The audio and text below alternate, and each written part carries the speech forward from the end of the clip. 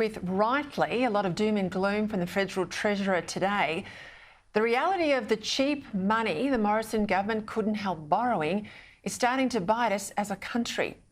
I've said this before and I'll say it again because I'm always blown away by the number of people who say, well, gee, I didn't know that. And it's this.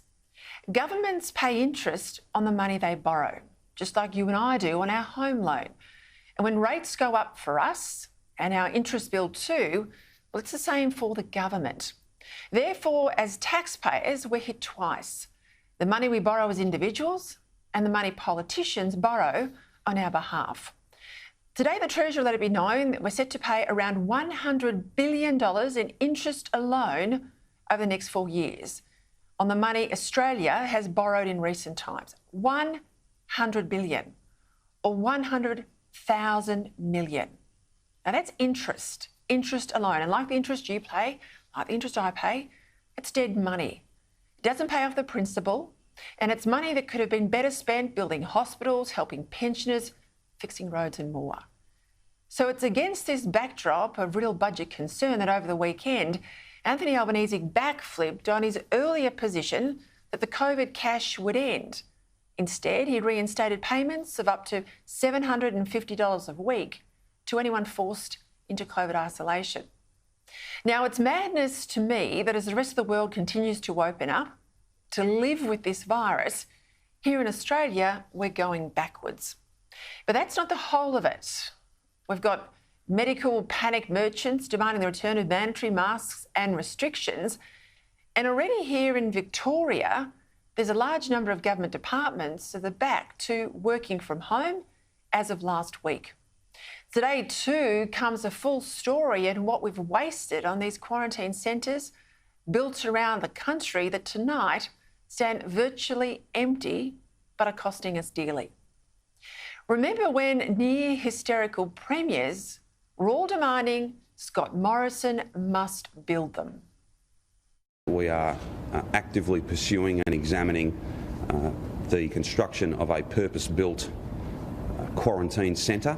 It would be a cabin-style, village-style environment where there would be fresh air, where there would be not zero risk, but lower risk. And here's Queensland Anastasia Palaszczuk in May last year demanding that the federal government build a regional quarantine centre at Wellcamp Airport near Toowoomba.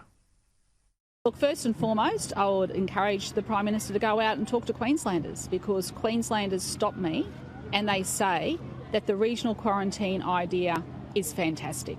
That's what they say to me.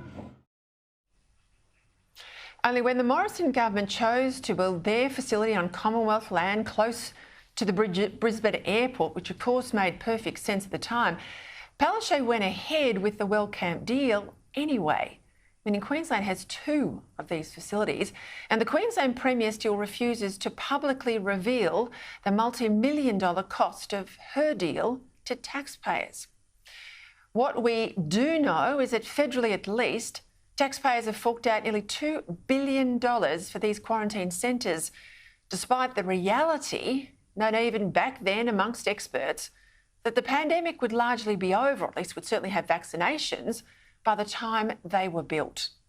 The MICKLEHAM Centre in Melbourne's north, the 2 quarantine camps in Queensland, the one in North Perth, and the existing facility at Howard Springs in the NT are now all largely empty and all expensive white elephants. The MICKLEHAM facility in Victoria, well, that's interesting. Costs there blew out from the original quote of $200 million to $600 million. And since it's opened in February, just over 1,400 people only have used it. It's now been scaled back from 1,000 beds to 250. The BULLSBROOK facility north of Perth, well, reportedly that's now no longer needed. The 500-bed facility near the Brisbane airport, that's the federal government one, well, it still hasn't been finished, reportedly due to inclement weather. And the 1,000-bed Wellcamp facility, Palaszczuk's go-it-alone special deal, well, that's only hosted 700 people since February. Nearly 22,000 returned travellers have used the existing facilities, Howard Springs in particular, since February 2020. Yet in the past 12 months alone, it's reportedly cost over $500,000 a week just to keep the doors open, even when few people are using it. As I've said, we're told this cost to taxpayers is upwards of $2 billion in construction alone. But at the same time, we know thousands of the quarantine beds lie empty. We've got total intensive care capacity in this country falling, down about 8%, despite all the promises from premiers that they would ramp it up. The pandemic, and even more than the disease, the response to the pandemic has helped push total federal debt out to nearly $1 trillion. It's helped to send inflation to 40-year highs, and it's seriously undermined the work ethic of Australians. Yet still, our politicians from all sides refuse to have a full Royal Commission to look at Australia's response, to consider what we got right and what we didn't.